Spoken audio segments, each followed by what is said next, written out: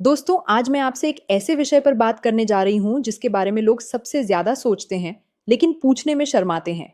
और इसी शर्म की वजह से लाखों लोग गलत जानकारी के शिकार हो जाते हैं और अपनी ज़िंदगी में बेवजह की टेंशन पाल लेते हैं। आज की वीडियो में मैं आपको वो सच बताऊंगी जो शायद आपने कभी किसी डॉक्टर के मुंह से नहीं सुना होगा। और मैं आपसे पहले ही कह रही हूँ कि इस वीडियो को बीच में मत छोड़िएगा, क्योंकि जो सबसे ज़रूरी बात है वो मैं आखिर में बताऊंगी। और अगर आपने वो बात नहीं सुनी तो आपको आधी अधूरी जानकारी मिलेगी जो फायदे की जगह नुकसान कर सकती है। तो चलिए शुरू करते हैं, बिना किसी शर्म के, बिना किसी झिझक के, क्योंकि ये मेडिकल साइंस है और मेडिकल साइंस में शर्म की कोई जगह नहीं होती। आपने बचपन से सुना होगा कि हस्तमैथुन करने से कमजोरी आती है, शरीर सूख जाता है, चेहरे पर से चमक चली जाती है, आंखों के नीचे काले घेरे हो जाते हैं, हड्डियां कमजोर हो जाती हैं, याददाश्त कमजोर हो जाती है और न जाने क्या क्या। मैं आपसे एक सीधा सवाल पूछती हूँ कि क्या आपको भी यही लगता है? अगर हाँ, तो रुकिए, क्योंकि आज मैं आपकी इस सोच को पूरी तरह बदलने वाली हूँ, और वो भी साइंटिफिक प्रूफ के साथ। मैं हूँ डॉक्टर पूजा और मैं एक मेडिकल प्रोफेशनल हूँ। और आज मैं आपसे बिल्कुल खुलकर बात करूंगी, क्योंकि ये आपकी सेहत का मामला है और सेहत के मामले में मैं कोई समझौता नहीं करती। तो सबसे पहले ये समझिए कि हस्तमैथुन क्या है। हस्तमैथुन एक बिल्कुल प्राकृतिक प्रक्रिया है जो पुरुषों और महिलाओं दोनों में होती है। मेडिकल साइंस में इसे सेल्फ स्टिमुलेशन कहते हैं, जिसमें व्यक्ति अपने प्राइवेट अंगों को स्टिमुलेट करके यौन सुख प्राप्त करता है। दुनिया भर की रिसर्च बताती है कि लगभग 90% से ज्यादा पुरुष और 70% से ज्यादा महिलाएं अपनी जिंदगी में कभी न कभी हस्तमैथुन करती हैं। तो अगर इतने लोग यह करते हैं, तो क्या ये सच में इतना खतरनाक हो सकता है जितना लोग बताते हैं? जवाब है बिल्कुल नहीं। अब मैं आपको साइंटिफिकली बताती हूँ कि जब आप हस्तमैथुन करते हैं तो आपके शरीर में क्या होता है। जब आप अपने शरीर को स्टिमुलेट करते हैं तो आपके ब्रेन में डोपामाइन रिलीज होता है, जो एक फील गुड हार्मोन है। इसके साथ ही ऑक्सीटोसिन और एंडोर्फिन भी रिलीज होते हैं, जो आपके तनाव को कम करते हैं, आपको रिलैक्स फील कराते हैं और आपकी नींद भी अच्छी आती है। अब बताइए, क्या यह कमजोरी की निशानी है? बिल्कुल नहीं। यह तो आपके शरीर का एक प्राकृतिक रिस्पॉन्स है। लेकिन अब सवाल यह आता है कि लोगों को कमजोरी क्यों महसूस होती है। देखिए, जब आप हस्तमैथुन करते हैं तो उसके बाद आपको थोड़ी थकान महसूस हो सकती है, और यह बिल्कुल नॉर्मल है। जैसे आप जिम में एक्सरसाइज करते हैं तो थक जाते हैं, वैसे ही ये भी एक फिजिकल एक्टिविटी है जिसमें एनर्जी खर्च होती है। लेकिन ये थकान टेम्पररी होती है और कुछ समय बाद आप बिल्कुल नॉर्मल हो जाते हैं। ये कोई परमानेंट कमजोरी नहीं है।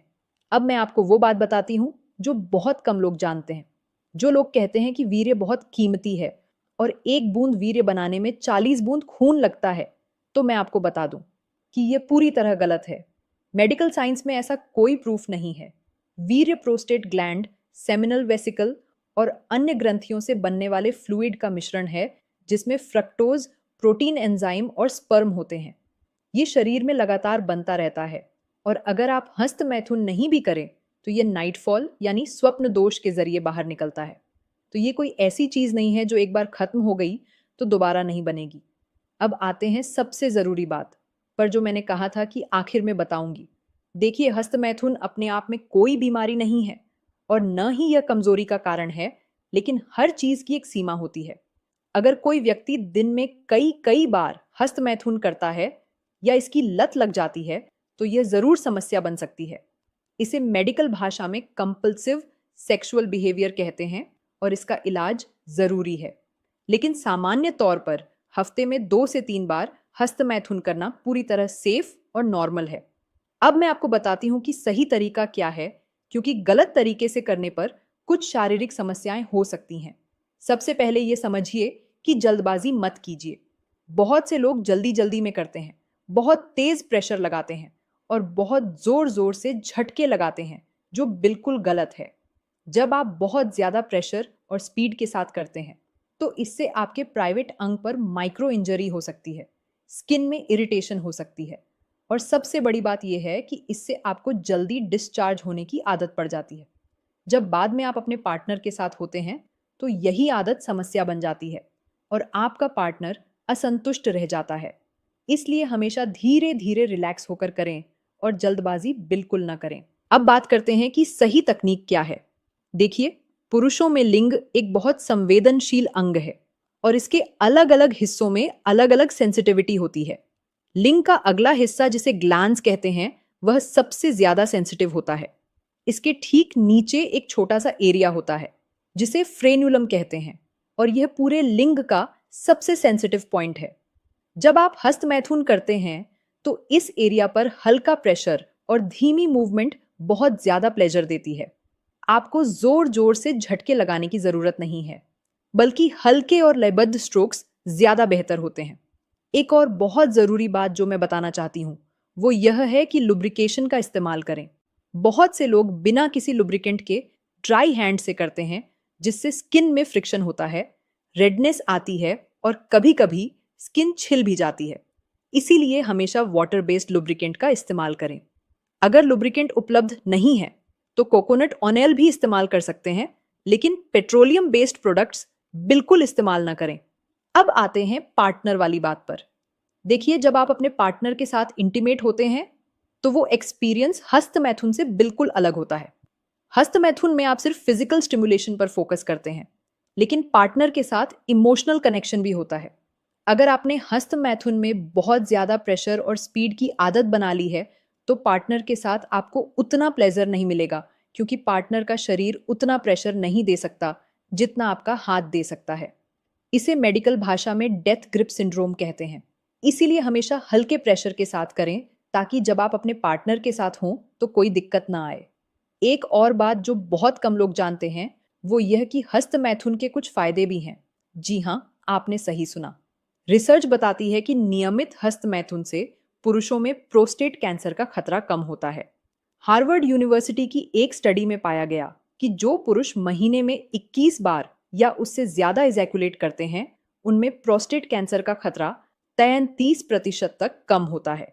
इसके अलावा यह स्ट्रेस कम करता है, नींद अच्छी लाता है और आपके मूड को बेहतर बनाता है।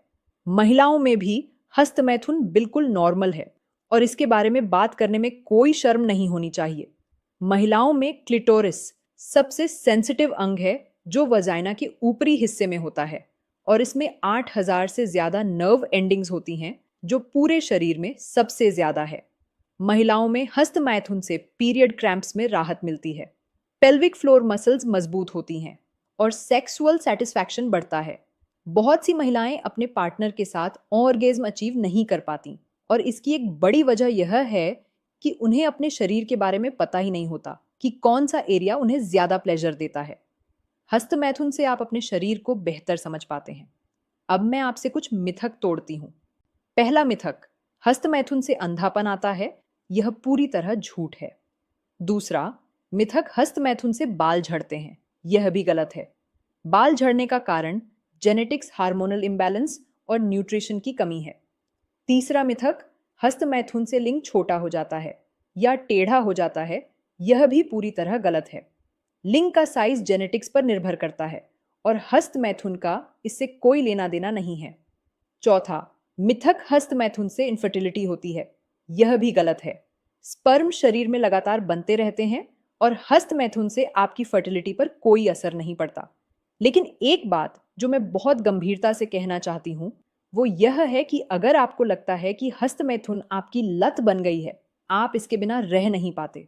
यह आपकी रोजमर्रा की जिंदगी को प्रभावित कर रहा है। आपकी पढ़ाई, काम या रिलेशनशिप में दिक्कत आ रही है तो आपको किसी सेक्सोलॉजिस्ट या साइकोलॉजिस्ट से जरूर मिलना चाहिए। इसमें शर्म की कोई बात नहीं है।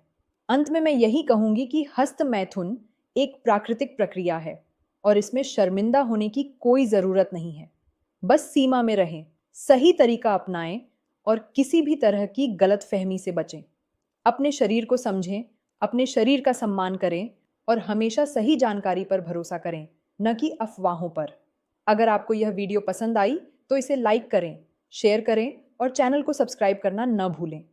अपने सवाल कमेंट बॉक्स में पूछें, मैं हर सवाल का जवाब दूंगी। मिलते हैं अगली वीडियो में, तब तक अपना ख्याल रखिए।